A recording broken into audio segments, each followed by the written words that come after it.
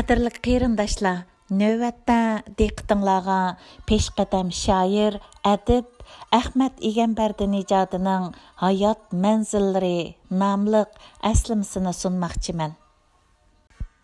Bu kitob 2019 yil aprelda İstanbuldagi Taklimkan nashriyoti tarafidan nashr qilingan. Nashrga tayyorlovchi Nadira Yusuf, korrektor va dastlabki tahrir Yulduz Teyipcan. Muqovasini laylig'uchi Ali Nur Uyg'ur. Beg'ishlama.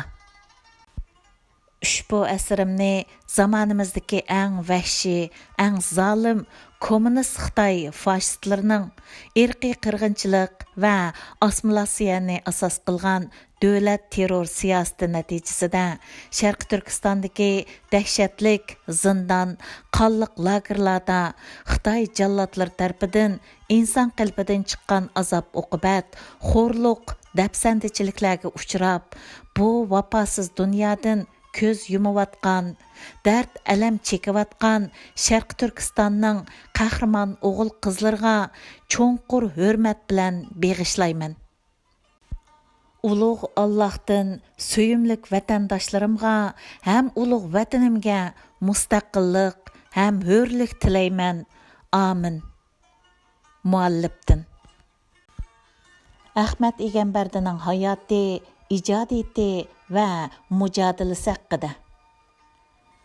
Peshqadam shoir, jurnalist ham yozuvchi ئەخمەت ئىگەمبەردى ijodi 1937 yili 4-oyning 4-kuni Urumchi viloyatining Beshbaliq, ya'ni hozirgi Jimsar noyisiga qarashliq Santay rayonida oilaning 3-farzandi bo'lib dunyoga kelgan. Dadisi İgəmbərdi Oşurğucu əsli Qashqar Astin Atush Tijan yezdim bo'lib, anisi Büvi Rabiya Qasim qizidir. 1947 yili dadisidan yetim qolgan ئەخمەت ئىگەمبەردى 1946 yildan 1949 yillar Urumchi G'arbi O'stan 2-markaziy maktabida 1949 yildan 1952 yillari o'lkalik Urumchi 2-Darul Mualliminda o'qib, o'zi o'qigan maktabiga, ya'ni hozirgi Urumchi 5-boshlang'ich maktabga muallim bo'ladi. 1953 yili Urumchidagi Millatlar institutiga kirib, bu institutning Uyg'ur tili va adabiyoti fakultetini bitkizib, shu fakultetga o'qituvchi bo'lib tanlanib qoldirilgan. U o'qituvchilik bilan birlikda aspirantlikni ham boshlagan. 1957 yili hukumat tarafidan Toshkentdagi O'rta Osiyo universiteti Til adabiyot fakultetining jurnalistika bo'limiga o'qishga avatilgan. 1961 yili Toshkentdagi o'qishni a'lo natija bilan tamomlab, vatanga qaytgan va yozuvchilar jamiyatining Tarim, folklor jamiyatining Miros jurnallarida tahrir bo'lib ishlagan. 1963 yili millatchilik, vatanparvarlik ideya va harakatlari uchun siyosiy huquqidan mahrum qilinib, bir qancha yillar yaqi yurtlarga surgun qilingan. 1966 yildagi atalmish madaniyat inqilobi mezgilida aksil inqilobchi, revizionist va chet elga bog'langan unsur degan tuhmat va qalpoqlar bilan Davanchingdagi G'olibiyat fermasiga omma nazoratida emgak bilan o'zgartishga avatilgan. 1966 yildagi cho'ng tozlash, qonliq terror asnosida qo'lga ilinib, 12 yillik qamoq jazosiga hukm qilinib, turma, lager va ko'mir xonlarda har turlik zulm, iskanja, ma'naviy va jismoniy qattiq besimlarga uchrab, ig'ir emgaklarga selingan.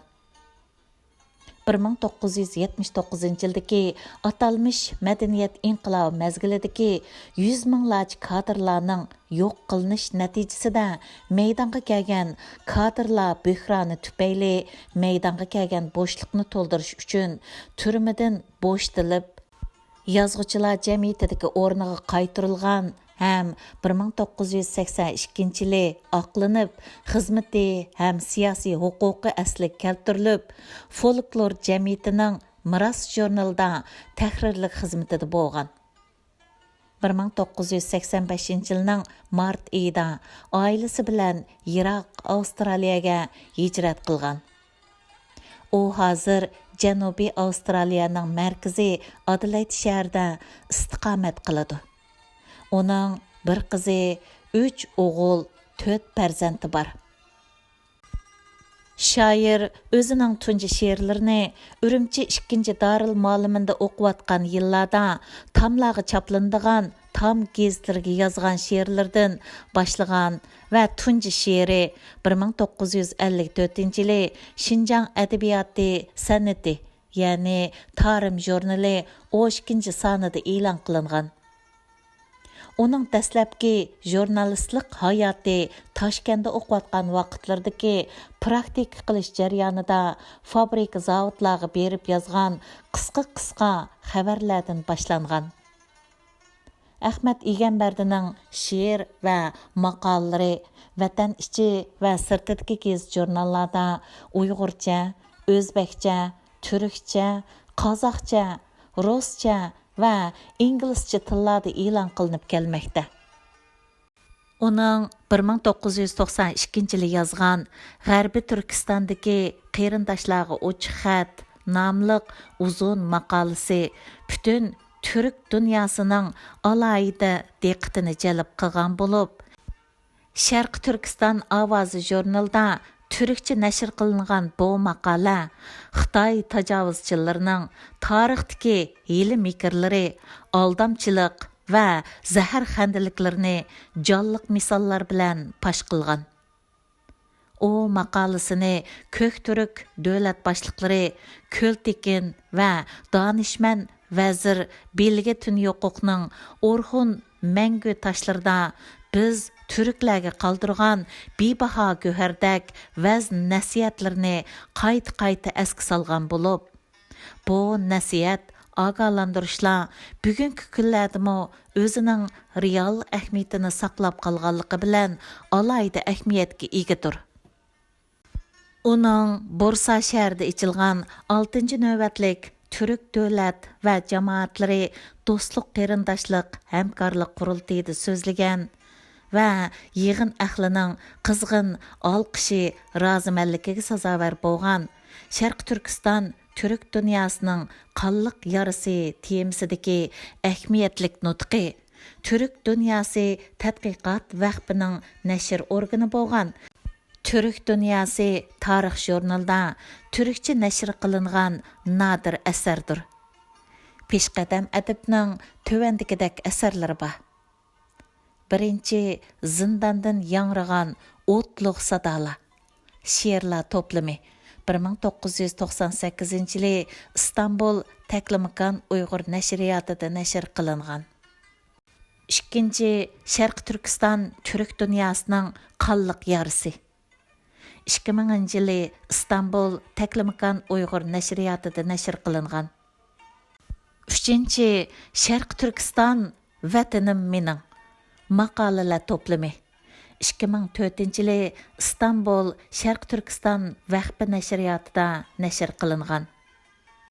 4-chi Hijron she'rlar to'plami 2005 yili Alma Ata nashriyoti, ya'ni Kiril yezqida nashr qilingan. 5-chi Hijrondardi she'rlar to'plami 2006 yili İstanbul Taklimakan Uyg'ur nashriyotida nashr qilingan.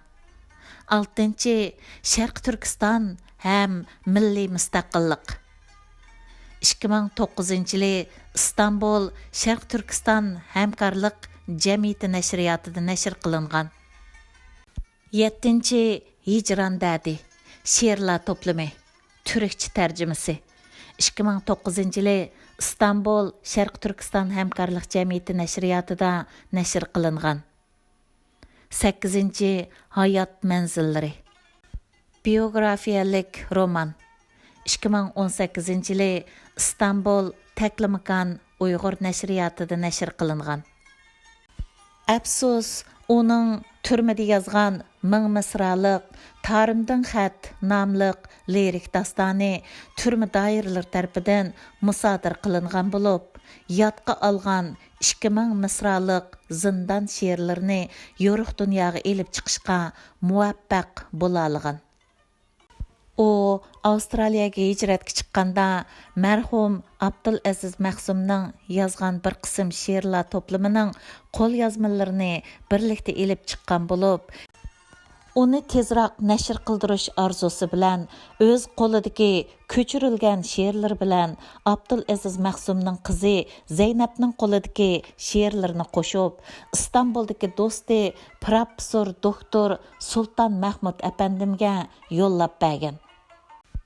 Aqarliq bu qo'lyozmaga asosan Məxsumning Hasrat nomliq she'rlar to'plamini nashrga tayyorlagan va bu asar 2002 yılı Təklimakan Uyğur nəşriyyatı tərəfindən nəşr qılınğan.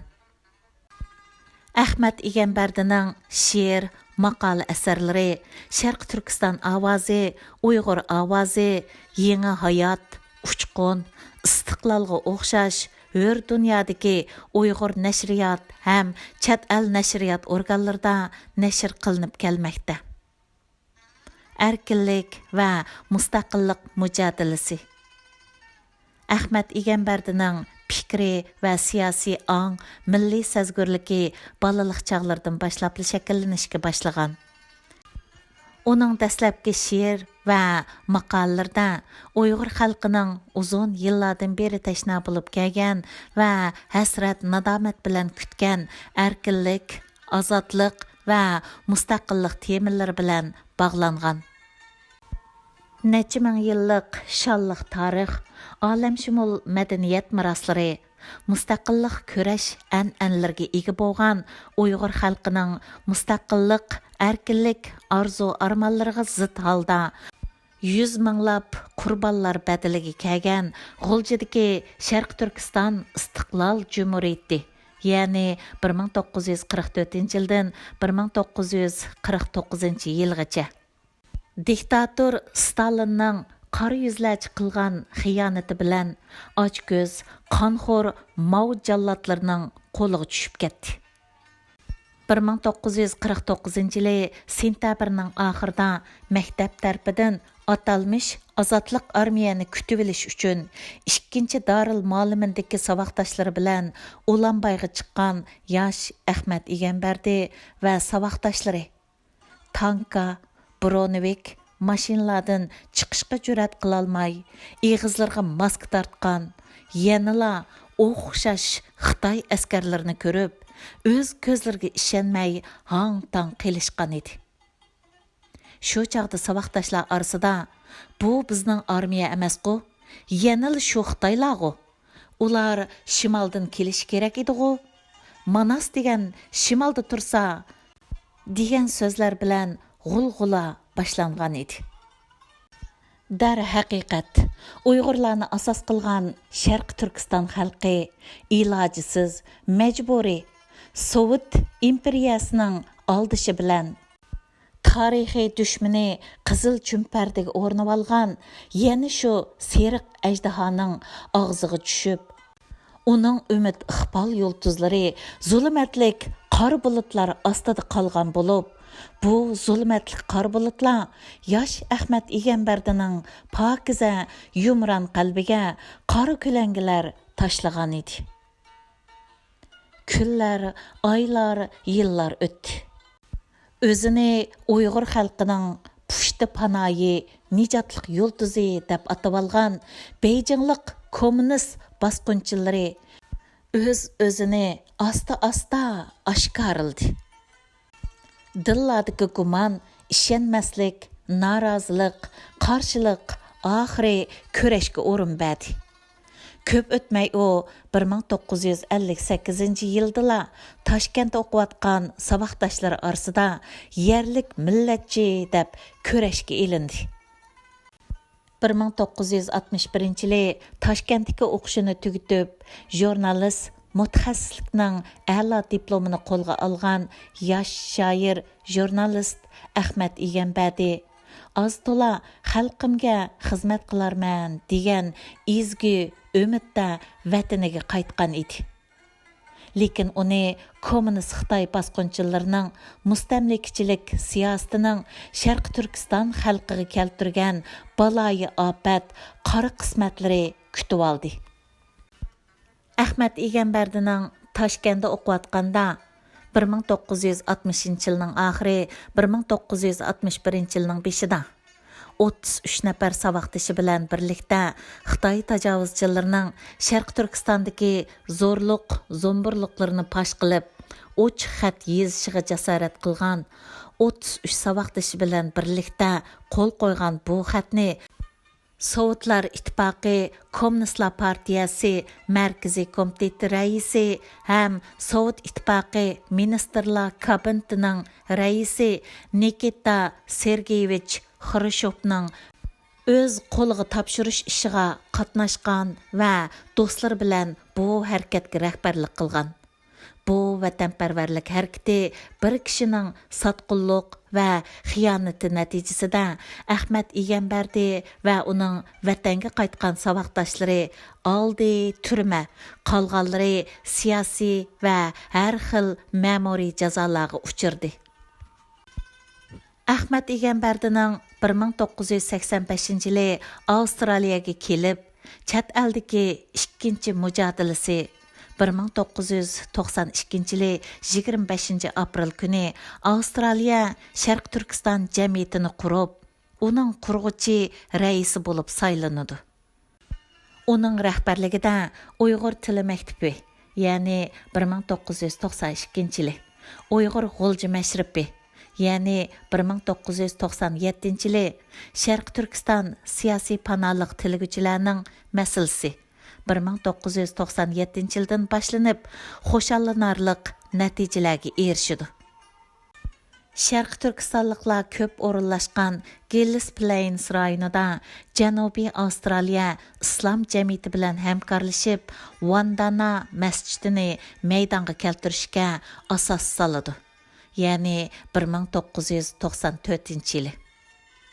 Ham Janubiy Avstraliya islom jamiyati bilan hamkorlashib, Uyg'ur imomining adolatga kelishiga turtki bo'ladi. ئەخمەت ئىگەمبەردى Sharq Turkiston davosining chet ellarda tashkillanish, mustahkamlanib, rivojlantirilish yo'lidagi tashabbuskor, tashkilotchi va fidokor rahbarlar sifatida unumlik rollarni o'ynagan to'hpakor rahbarlardan birisi. U 1992 yili 12 va 14 dekabrlarda İstanbuldagi Sharq Turkiston vaqfi tarafidan uyushtirilgan birinchi qitimliq Sharq Turkiston milliy qurultayiga ishtirok qilib, qurultay kengash majlisi raisligiga saylangan.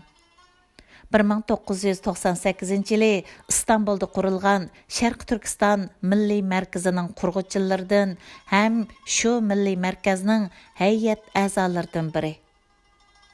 2001 yili Belgiyaning poytaxti Brussel shahrida Yevropa parlamentida ochilgan 3-navbatlik Sharq Turkiston milliy qurultayi doimiy komiteti a'zosi va shu qurultayning siyosiy maslahat kengashining muavin raisi, keyin uning raisligiga saylangan.